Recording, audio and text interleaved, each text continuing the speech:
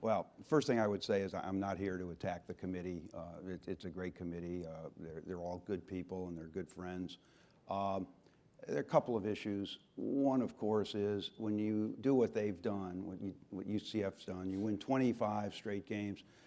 And I was talking to one of the student athletes on another team, one of the really good players, yesterday, and he said, you know, being a player, that's pretty remarkable to do that. And unfortunately, there's this perception of our conference which is just flat out wrong. Like somehow we play JV football, which is ridiculous. You know, when Temple went down and beat Maryland by 3 touchdowns, and you don't have to bring that up, Mike. Some good wins. I know, and you know, the point is, and I'm not singling out anyone, but we've got 7, you know, P5, so-called P5 wins this year, 33 in the last, you know, 4 years. We've had big wins against top programs. The point is, what I think is a big concern is they weren't really seriously considered for this. It doesn't appear they were, and that's the problem.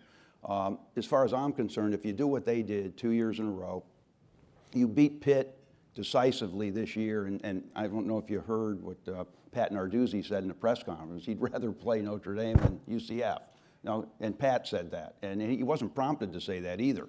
The point is, it was 45-7, I think, with 20 seconds left. And you look at the other games that they've played and won and the adversity they've faced, and you say to yourself, well, what do they have to do? And the question then becomes, is half of college football precluded from playing in this playoff? Is it, as Danny White said, an invitational, or is it a real playoff? Now, I floated the idea, I didn't mean to spark a controversy, but I floated the idea that maybe we ought to think about 8 teams.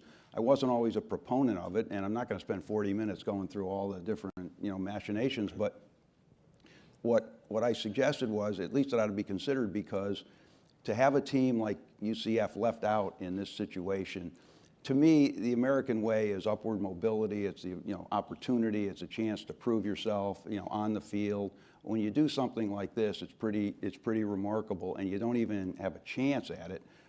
Then I think you've got to think about it. Now, I was always against it because of the impact on the regular season. I happen to think it would make the regular season far more exciting. You know, you talk about maybe you have 5 P5 schools. Well, what about P6? What about 5 our conference too? We've been in the New Year's Day game 4 of the last 6 years.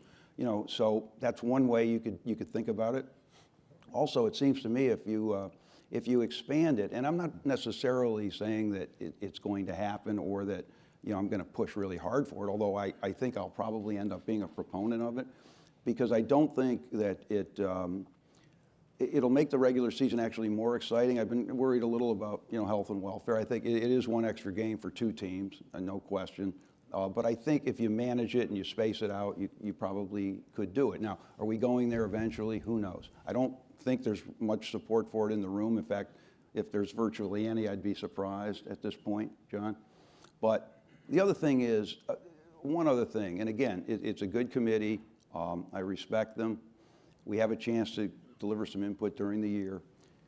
I think we've gotten into a position now where we're rewarding losing.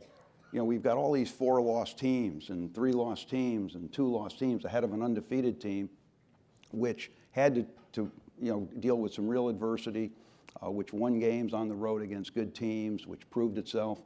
And you've got teams like Cincinnati, 10-2 is not ranked, and they're a terrific team, and they really are. And you've got other teams, again, with 4 losses, teams that, you know, don't have sterling resumes. But we say, well, they played a close game and they lost, but you're still rewarding losing. You know, I think teams need to win. I think you need to win your games. I think you need to obviously play a good schedule, but your schedule is your schedule. And my final point is, if Ohio State played, for example, in our conference and won all their games, they'd be in the playoff.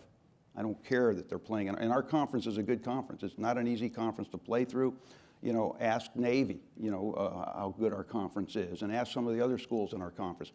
Josh Heupel was a national champion and second runner-up for the Heisman. Ask him about the players in our conference. Ask Kirk Herbstreit when he came down and saw them straight out. And I had a chance to talk to him, and he said, this is a really good team. Give them an opportunity, and there's got to be a way to do that. Now, I would have preferred they be in the playoff. I think they should have been in the playoff. As far as I'm concerned, you do what they did 2 years in a row. As Paul Feinbaum pointed out last year, he said if they do it again, put them in the playoff, case closed. Didn't happen, understand it. But Danny White's made some good points, and I'm going to defend my league, and I'm going to defend them. But I think you got to look at this playoff and say, wait, is it giving the opportunity to everyone as it was supposed to? We have 10 FBS conferences, and they play good football. That would be my case.